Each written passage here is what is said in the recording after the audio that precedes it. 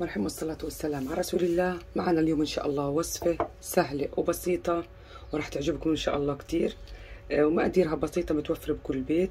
عندهن إن شاء الله 3 حبات من البيت، طبعا بحجم حرارة المطبخ أو الغرفة. بسم الله بسم الله الرحمن الرحيم. هاي عندي 3 حبات. عندي هون كاسة إلا ربع من السكر، يعني مقاديرها سهلة وبسيطة. وعندي هون نفس الكاسة بعير فيها كوباية إلا ربع من عندي الزيت النباتي، بس أول شي بدي أخفق عندي البيض والسكر بيدوبوا مع بعض. شايفين؟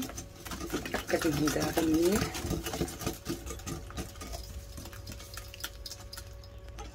شايفين؟ تماما داب عندي هون السكر. هون عندي معلقة من مربى المشمش، بدي أحط عندي معلقة كبيرة من مربى المشمش. مش متوفر بتحطوا أي مربى تاني. عندي هون بدي أحط برش من البرتقال. هاي شايفين؟ معلقة صغيرة من برش حبة برتقال بتبشروها. أنا عندي حطيت جاهز. شايفين؟ خلطهم منيح كمان المشمش.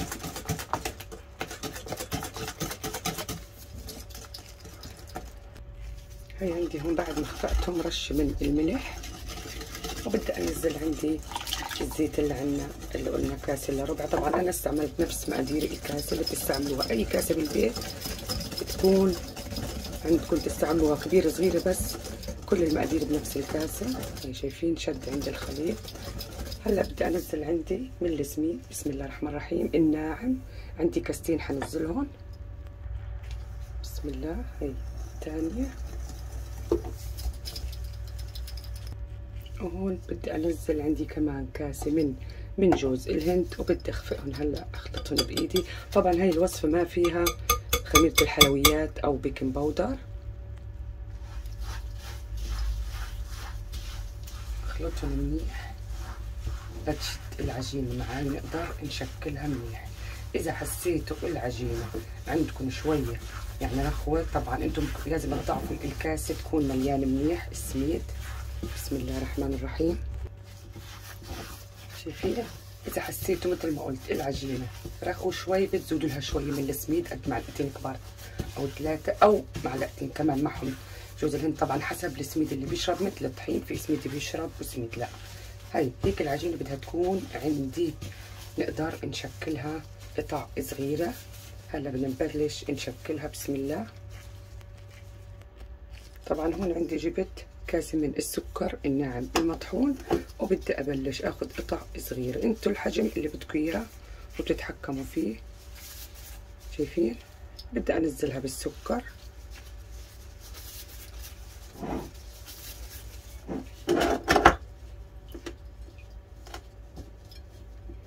بدي الفها بالسكر. طبعا انا هلا لما جهزت عندي العجينة حميت الفرن، هلا بلشت احمي فيه، وبدي هون شايفين ابلش اشكل القطع عندي. وعندي هون سكينة او اي طبعا اشي بتحبوا انتوا تشكلوا فيه، مثل هيك. شايفين؟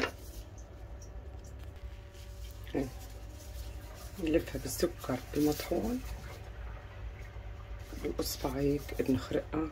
طبعا هاي الفتحة على اساس بدنا نحط فيها المربى. طبعا اي نوع مربى، انا عندي مربى المشمش، اي مربى متوفر بالبيت بتعملوا فيه.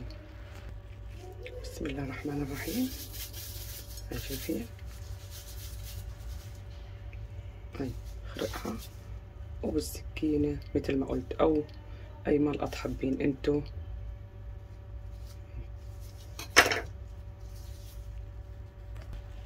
هاي شايفين؟ هاي القطع انا هيك حجمها حبة. هلا بخلص بقية الكمية وبنرجع نشوف لما نجهزهم. بسم الله الرحمن الرحيم. شايفين؟ انا هياتني جهزت هالكمية ما شاء الله. شايفين كم قطعة طلعت عندي؟ يعني اعطتني كمية منيحة. وهلا انا حميت الفرن مثل ما قلت لما اشتغلت شي 10 دقايق ربع ساعه على 170 درجه. هلا بنحط هون وبنشوفهم لما يطلعوا. شايفين هياتهم طلعوا من الفرن لسه عندي سخنين. شايفين كيف شكلهم روعه. اخذوا معي بس شي 10 دقايق او 12 دقيقه بالفرن على 170 درجه. هلا عندي هون عندي مربى من الفراولة بدي احط عليه، هذا اختياري طبعا. وعندي هون كمان مربى مشمش اختياري بدي احط في الفتحات. بسم الله. شايفين اللي سبناها قبل، يعني ما بنفع نحطهم قبل على اساس لما نخبزهم حيطلع لبرا ما حيعطينا شكل يعني مرتب. هلا شايفين بسم الله الرحمن الرحيم بحط بالفتحات هاي المربى اللي انتم بدكم اياه.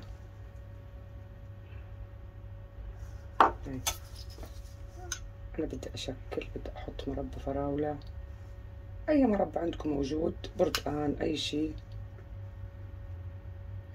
بسم الله الرحمن الرحيم. أخلص بقية الكمية وأرجع لكم. بسم الله الرحمن الرحيم.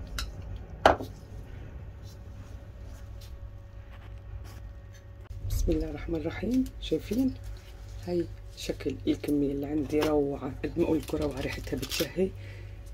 جهزناها. هلا بدنا نحطها على جاط التقديم ونشوف كيف، يعني أطيب من الجاهز وريحتها كتير كتير بتشهي وطعمها كتير ألذ طبعا.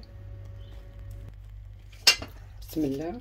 هين هون سبتهم طبعا شوي يبردوا على أساس أقدر أحطهم على جاط التقديم عندي. مثل ما قلتلكوا جربوها، طعمها روعة أكتر من رائع. يعني بأي مناسبة على السريع بتعملوها، بتاخدش وقت معكم، أقل يعني شغل وكله بوقت ما بتاخد معنا، كلها نص ساعة على بعض. بسم الله الرحمن الرحيم.